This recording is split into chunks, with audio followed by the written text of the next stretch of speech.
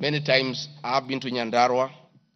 I've referred to Honorable Faith Getau as Ngatha. Ngatha is a Kikuyu name for a woman of great respect. That I have done countless times is on video. Finally, the Honorable Boss Shollei, I heard what you said in Eldoret. I heard this morning that you said I should be charged with treason. But my sister, me, I'm a grateful man.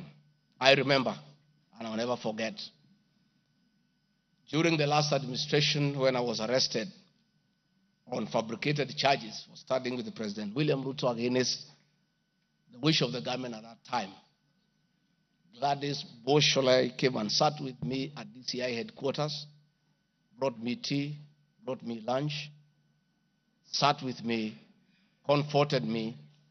At court, she coordinated the collection of 12.5 million shillings as my cash bail. She came to see me in Gigiri for 4 days and had very kind words for me.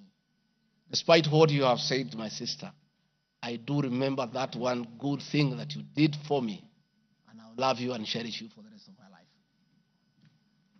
Finally, Mr. Speaker, as I wind up, I want to appeal to this Honorable House to consider the allegations against me by the mover of the motion, weigh it against the attached evidence, weigh it against my defense and the attachments and the videos that I've played in this house. And exercise your mind and exercise your discretion. Search your conscience and decide if Rigathi Gachagua is guilty of any of those allegations or is undergoing a political process. If you are so persuaded and you search your conscience without any intimidation or coercion or inducement, and you think it's the right thing to do, please go ahead and do so. If you search your conscience and listen to the issues that have been adduced here, and you find that there are no grounds to impeach the Deputy President of the Republic of Kenya, please make the right decision. But as you do so, many members who are in this house remember what President William Ruto as Deputy President went through. And most of us stood with him.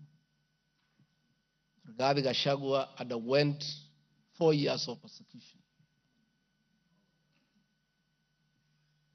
Others were persecuted. But we took a firm stand because we believed we were doing the right thing.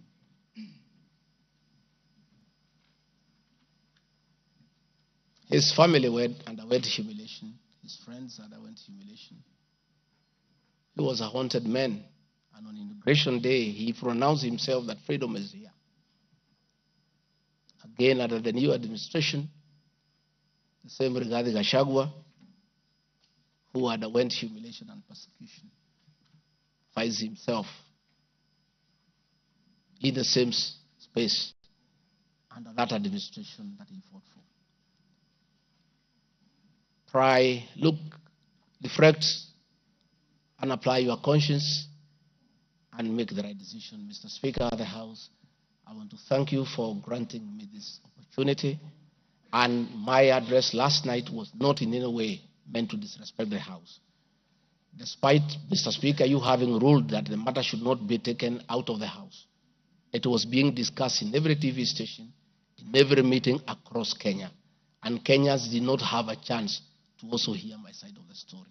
So I decided, since the accusations against me were everywhere in the country, the people of Kenya, and more so those who voted for me and President William Ruto, deserved also to hear my side of the story. I have tremendous respect for the National Assembly and your ability and capacity to make the right decision. Mr. Speaker, I want to thank you. Asanteni sana.